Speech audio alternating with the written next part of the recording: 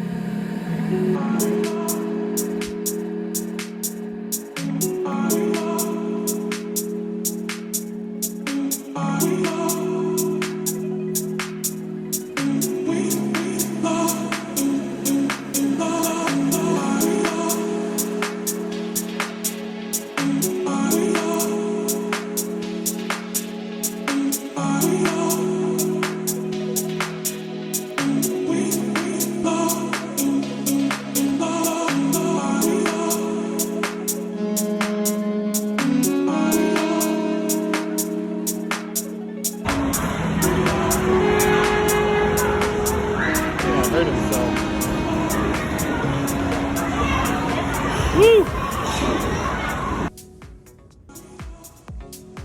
Alright guys, we are back a couple days later. got a few parts in. One primarily that we were waiting on that was holding us up is this 26mm flywheel puller. It is a Tusk 26mm flywheel puller, and it is crucial to use one of these as not to damage your crankshaft. So one thing I wanted to show you guys, this is a magnet, so it would pull all the metal fragments that are circulating in the oil, and you can see that's all metal. All metal. So one of these bearings is fried. I did get some crank bearings. Expensive buggers. They're $92 for KTM OEM crank bearings. And you get two of them, obviously, one for each side. But another issue that we found was on the other side. Let me see if I can find the... So this is the oil pump, and there was debris inside that got sucked inside. That's not supposed to be shaped like that.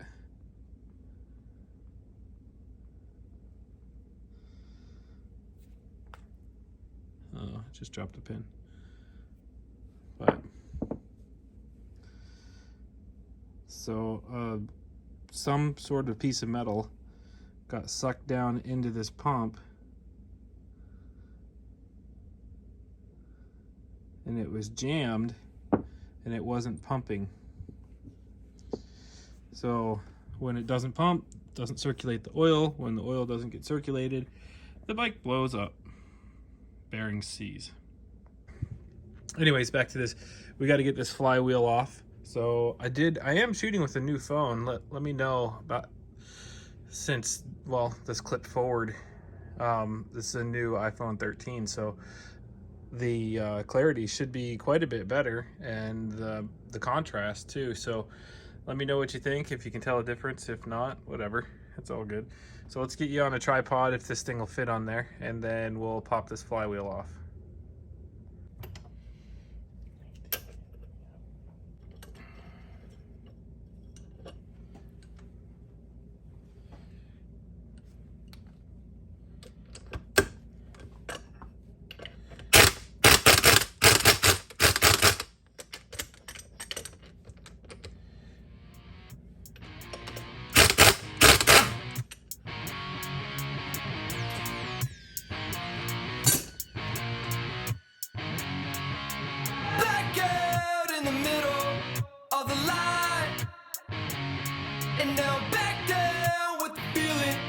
I can lie. You know won't be long until the end. Let the spotlight shine on me again.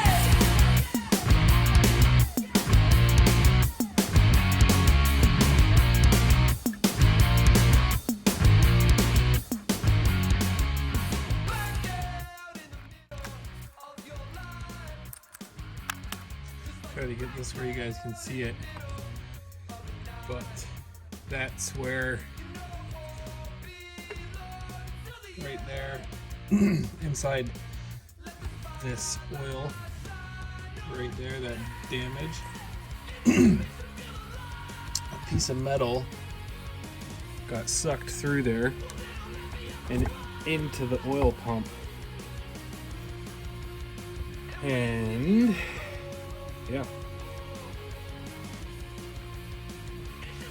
I think that's probably why it overheated. There's also a fix that we're gonna do on this, which is a sump. Basically an oil migration delete. So as soon as we pop off, where is it? I want to say we have to drill a hole in the case right here, just underneath. Maybe that is it.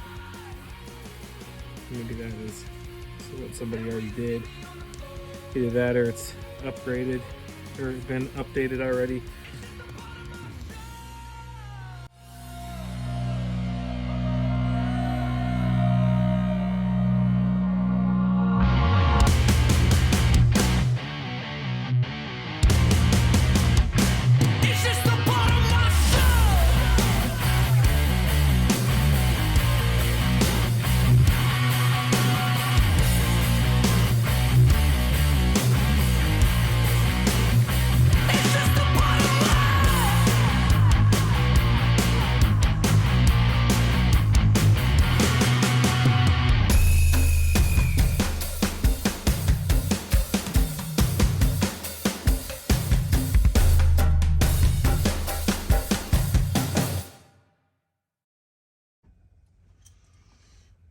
Okay. Just so you guys know what I used. Just so you guys know, this is a $40 part on either Motorsport or Rocky Mountain ATV or even eBay probably. It's a Tusk case breaker, and this thing saved my bacon so many times, and it also helps save the alignment on your crank and your cases if you have to take a bike apart. Plus, if you don't use one of these, you can still get it apart, but I've seen pry marks on the cases. They don't seal up correctly. I've also seen where people are hitting on it and then it'll pop loose and the transmission flies all over the place. This is one section of the engine you do not want to get out of the order that it goes in, because if it does come out of order, then you got to consult the schematic and make sure all the little washers and insulating retainers are all in the exact perfect spot. It's just very time consuming. So definitely a saver right there.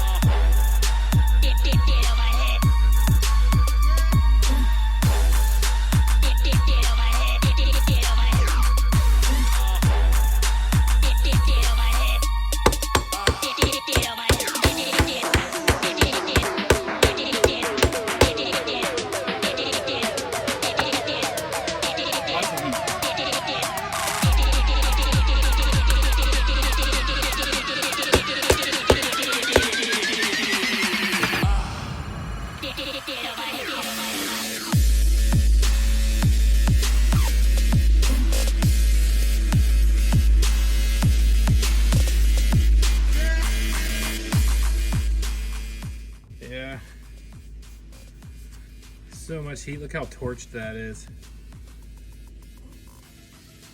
Plus all that slap. I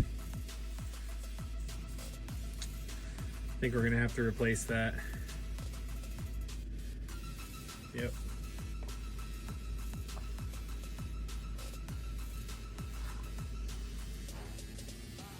Cha-ching, cha-ching, cha-ching.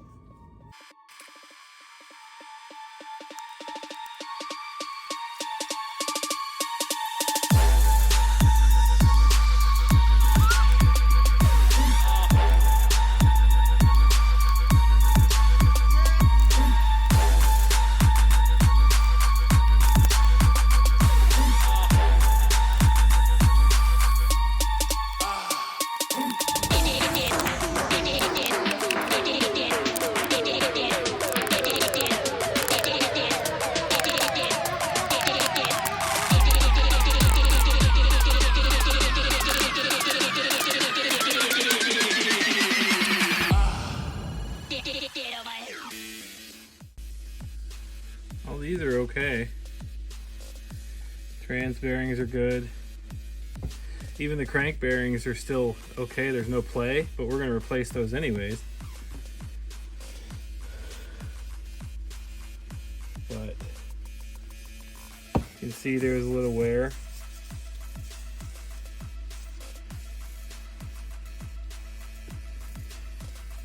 And then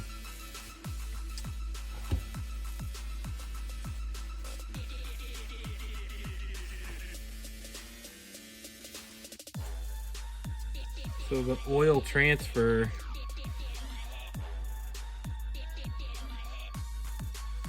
is right here. Somebody already drilled it out. You can see there's drill marks right there.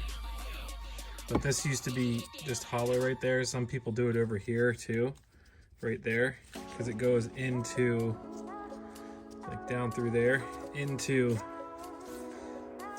this section, which there's only one port right there, and it goes into this whole section, and the sump sits right there, or the screens sit right there. and that's about it. I mean, there's nowhere, it just sits down in the bottom of there and there's nowhere for it to go. So a lot of folks are drilling out extra ports so it doesn't sit in this little belly pan and burn the oil up. So I think, since I'm gonna look up the stock one, I don't think that that's stock. I think somebody drilled that in there, and I don't see any excess signs of oil burning in here. I mean, it's a little dark, but it's not like burning. So I think I might, it's the trans, I might leave it, because the whole point was bypassing these seals so that the transmission and the crank oil on the other side, over here in the clutch side, were married instead of separate. These sealed off around the bearings and it wasn't conjoined because there's a fill on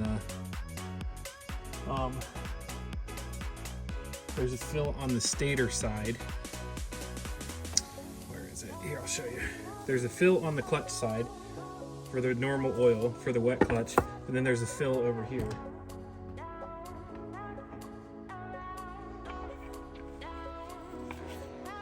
On the stator to fill this side of the clutch, or this side of the engine. And then you have this fill, and this sits right here. So I'm thinking we have to drill into this. I'm gonna have to rewatch the video, but I feel like this one, that one's aftermarket. You can see the drill marks in there where somebody drilled that through to marry both sides. And then we might put another one. Everybody's putting holes right there.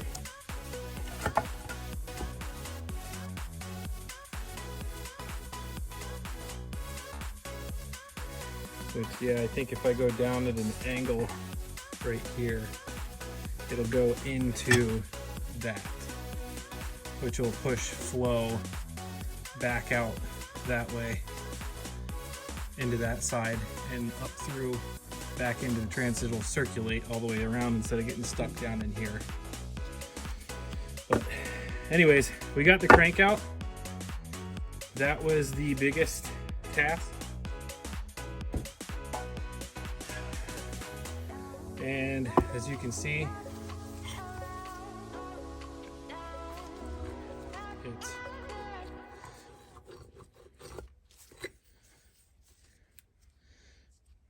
bent out of, doesn't even flip all the way around. You gotta force it.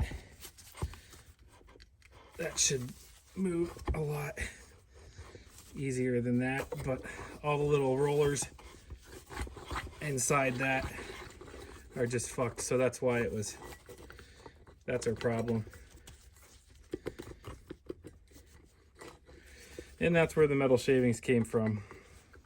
I wonder if you guys can see, get it to a point to where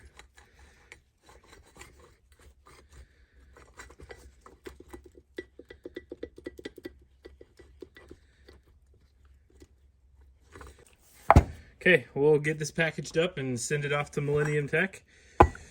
And I'll see you guys in 3 weeks on this bike. That is going to be it for this bike for today, for this video. I'm going to go ahead and send this off. We got everything we need as far as the rebuild, except for this crank, and they said we're about 20 days out on it. So we'll go ahead and get this in the mail tomorrow. And yeah, then we'll get back to work on the 50. The engine is done on the 50, so we'll go ahead and start working on the frame and cleaning it up and getting it ready to ride. Opening day was actually pushed back one more week at the track. So, I mean, we keep getting all this extra time. Kind of sucks for Mother Nature, kind of kicking us in the balls for the beginning of the season. But it's been snowy and it's been raining for like a month. So either way, we'll get there. Soon we're going to be complaining it's 110 degrees. But anyways, let's go ahead and wrap this up. Thanks for watching.